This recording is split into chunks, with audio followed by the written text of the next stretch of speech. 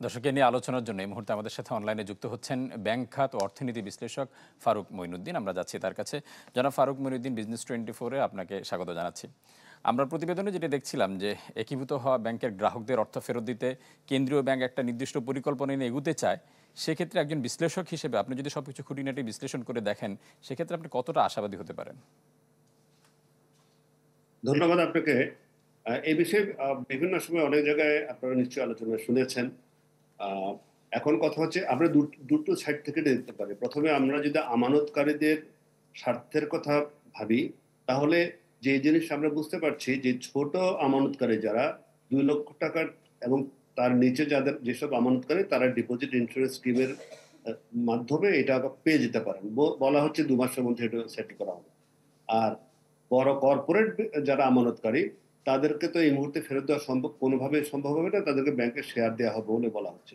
আর 2 লক্ষ টাকার উপরে যারা বিনিয়োগকারী তাদেরকে ফেজ ওয়াইজ মানে পর্যায়ক্রমে টাকা তারা তুলতে চাইলে ফেরত দেওয়া যেতে পারে। এই হচ্ছে বর্তমান পরিকল্পনা।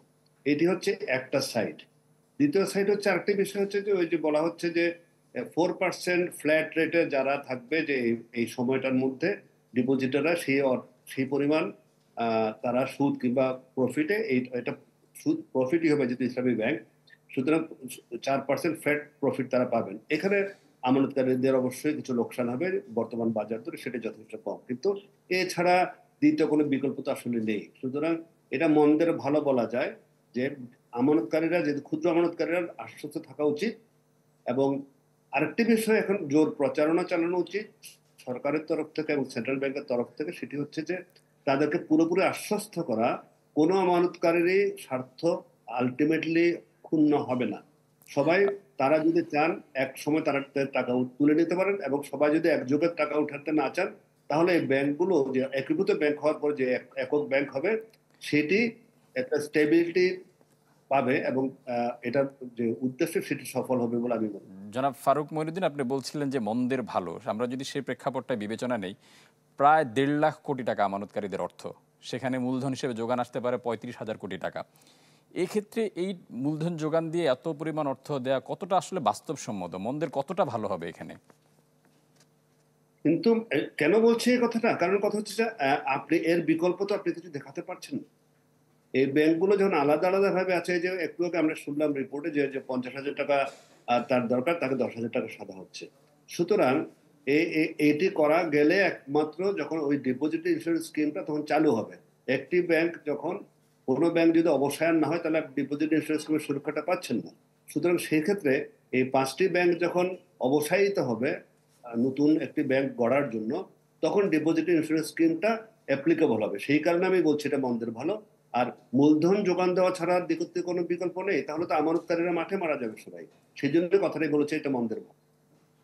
আরেকটা বিষয় সামনে আসছে, সেটি হচ্ছে যে ব্রিজ ব্যাংকের মাধ্যমে 2 বছর পরিচালনার পর দেশি বিদেশি বিনিয়োগ আনার একটা চেষ্টা থাকবে। এটা নিয়ে একটা আলোচনা হচ্ছে।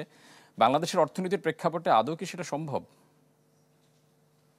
এটিতে সংশয় থাকা খুবই স্বাভাবিক।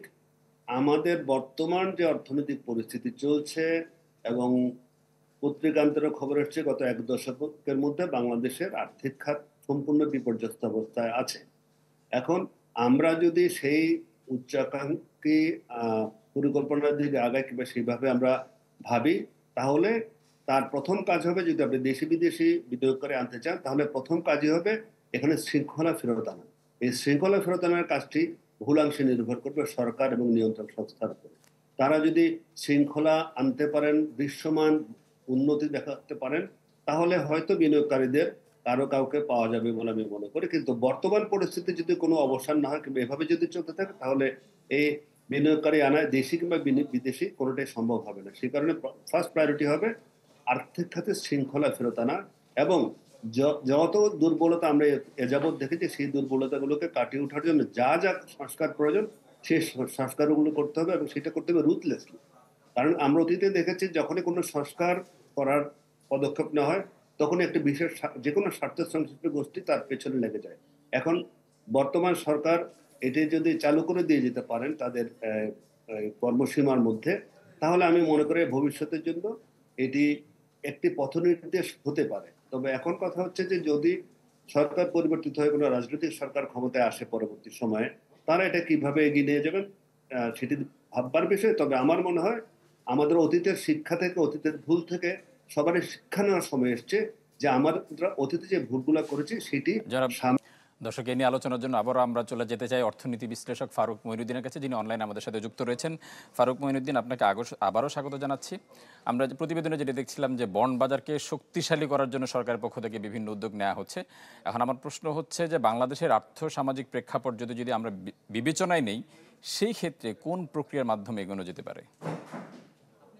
আহ, ধন্যবাদ আপনাকে আবারও। প্রথম কথা হচ্ছে বন্ড মার্কেট ডেভেলপমেন্টে বিভিন্ন সময় আমরা বিভিন্ন সময় কথা বলেছি, কিন্তু আমরা যারা স্টেক হোল্ডার, যারা এটা করার কথা ছিল, তাদের তরফ থেকে আমরা কোনো দৃশ্যমান কোনো প্রচেষ্টা কিংবা উদ্যোগ দেখতে পাইনি। এখানে একটা বিষয় আপনি লক্ষ্য করবেন, সেটি হচ্ছে যে আমাদের যারা বিনিয়োগ করে, আমি সরকারি বন্ডের কথা বাদে দিলাম, এখন এই ট্রেজারি বন্ডগুলো কিছুটা কিছুটা আপনার পপুলারিটি পাচ্ছে, এটা খুব ক্ষুদ্র একটা মানুষের কাছে যারা এটা বোঝেন। অধিকাংশ সাধারণ বিনিয়োগকারী কিন্তু এটা বোঝেন না। সুতরাং বন্ড মার্কেটকে ডেভেলপ করার জন্য আমাদের কিছু কিছু খুব শক্ত পদক্ষেপ নিতে হবে, যেমনি ভাবে আমরা শেয়ার মার্কেটকে ডেভেলপ করতে পারিনি। আমাদের যারা প্রাইভেট বিনিয়োগকারী কিংবা উদ্যোক্তা যারা আছেন, তারা সবাই সহজ শর্ত এবং সহজে ব্যাংকের কাছে গিয়ে ধর্ণা দেন যে তাদের ফিনান্স দরকার, তাদের এই, অর্থায়ন দরকার হচ্ছে। কিন্তু কথা হচ্ছে আমাদের যে কমার্শিয়াল ব্যাংকগুলো আছে, এগুলো তো এগুলোর পক্ষে তাদের দাবি কিংবা তাদের চাহিদা মেটানো সম্ভব নয়। এটা বিকল্প পন্থা ছিল ক্যাপিটাল মার্কেটে যাওয়া এবং bond market. Bond market develop না করার পিছনে একটা বড় কারণ হচ্ছে আমাদের দেশে বেশ কিছু প্রতিবন্ধকতা আছে। প্রথম কথা হচ্ছে যে বন্ডের বিষয়ে যেসব স্বচ্ছতা দরকার, বন্ড ইস্যু করার জন্য যে আমাদের ভালো অডিট ফার্ম দরকার, ভ্যালুয়েশনের জন্য ভালো ভ্যালুয়েশন কোম্পানি দরকার, ভালো এবং ট্রাস্টেড, বিশ্বস্ত, এসব যদি না হয়, তাহলে আপনি বন্ড মার্কেট, বন্ড যখন ছাড়া হবে, সাধারণ লোকজন তাতে আস্থা রাখতে পারবেন না। সে কারণে সবাই কেবলমাত্র ঝুঁকছেন সরকারি বন্ড কিংবা এই সঞ্চয়পত্র ধরনের সরকারি বন্ডের পিছনে। কিন্তু এখানে সরকারের যেটা করণীয়, আমি যেটা মনে করি, ধরেন আমি যদি এক্সিস্টিং ক্যাপিটাল মার্কেটের কথাই ধরি, তাহলে একটা রেগুলেশন কি করা যায় না যে কোনো বড় প্রতিষ্ঠানের, শিল্প প্রতিষ্ঠানের যাদের হিউজ ব্যাংক লোন আছে, তাদেরকে যদি বলা হয় যে এই পরিমাণ ব্যাংক লোনের পরে গেলে তাকে শেয়ার মার্কেটে যেতে হবে কিংবা তাদেরকে বন্ড রেজ করতে হবে, এইসব ব্যাপারগুলা যখন সাধারণভাবে তাদেরকে কনভিন্স করা যাচ্ছে না, তখন আমি মনে করি কিছুটা দরকার হলে আঙ্গুল বাঁকা করতে হবে।